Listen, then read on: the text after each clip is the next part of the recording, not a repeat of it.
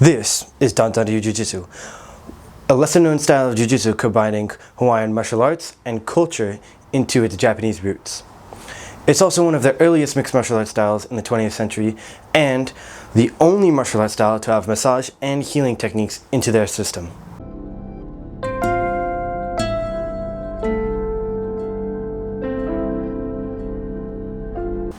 History.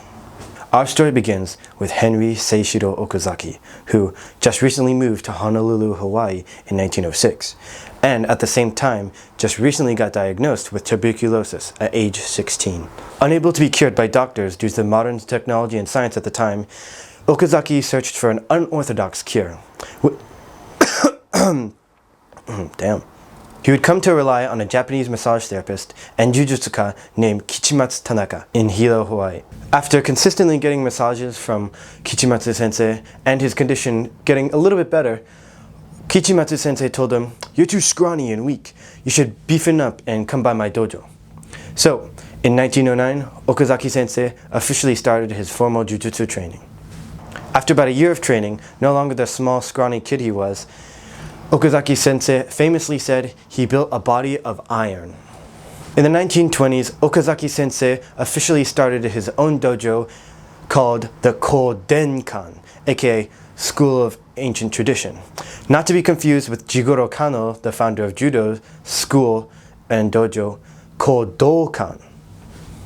After exploration into other martial arts such as boxing, Filipino eskrima, gung fu, Okinawan karate, and most importantly, Hawaiian Lua, he had officially founded his system, Danzan Ryu, in 1927 or 1928. The dates are kind of mixed up, and because no one knows 100% when exactly he founded it, but yeah. And thus, one of the earliest mixed martial arts systems in the 20th century was born. Fun fact about the name Danzan Ryu. The name translates to sandalwood mountain style, which is what China and Japan called Hawaii back in the olden days. Hawaiian impact. Hawaiian culture and the ancient traditional war martial art, Lua, was integrated into the system. Whether it became the concept of ohana or kokua or any of the hidden Lua martial art techniques into the system, Hawaii was heavily influenced and involved into the system.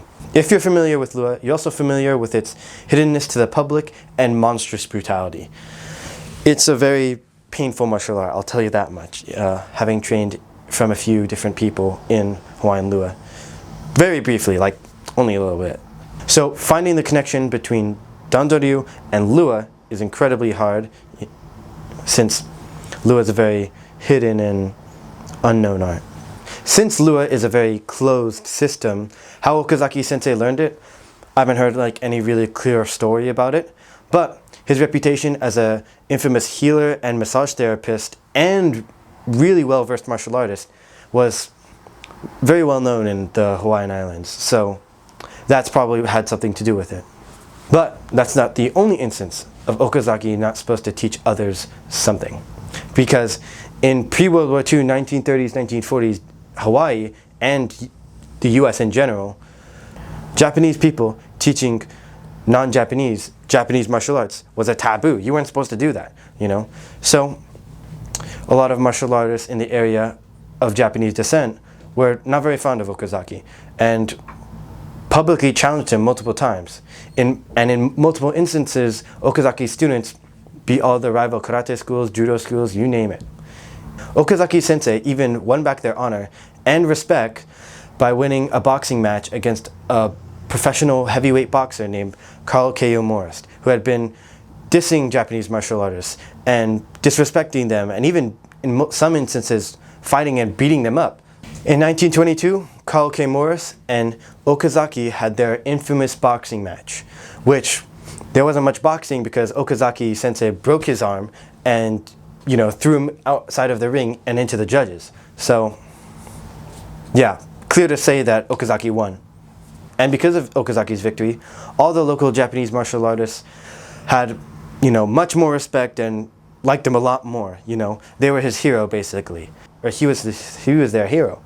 After the boxing match, Okazaki tended to KO's injuries and broken arm by using massaging techniques, healing techniques, which he would later term Seifuku Jutsu and incorporate and teach into his system.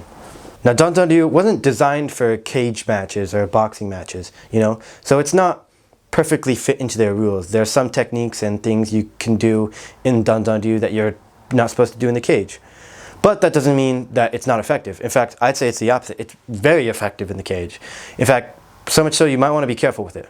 I'm not saying it's the ultimate weapon, because they're always better and it's really ultimately the person, not the art. But it's designed for the real world self-defense scenarios, not for cage fighting. Which could also explain why it didn't get so popular. Being an EQ or first degree brown belt, which you can't really see because of the camera, this style of jiu-jitsu is different from BJJ and even judo a little bit because of its principally bound techniques and like the devastatingness of it. It's very painful, coming from experience, and it's not just principles that are holding the technique together. There is some technical elements to help you do it. Whereas in BJJ, it's mostly, all right, here's this, try and copy it, good luck, Not only that, it uses concepts such as yielding, momentum, and leverage to go help smaller sized opponents beat bigger sized opponents, which, in my opinion, most BJJ studios doesn't really have. It's a lot of muscly macho technique like, I'm gonna break your arm, kid. It's like, no you're not, I'm not gonna tap. So, if you enjoyed learning about Danzan Ryu and want to learn more about it, comment down below. Or if you want to train in Danzan Ryu with me directly, you can follow my Instagram at KoizumiRyuMA. That is KoizumiRyuMA.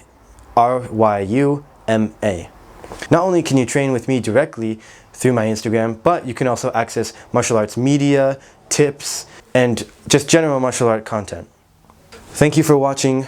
Do your own research and keep on training.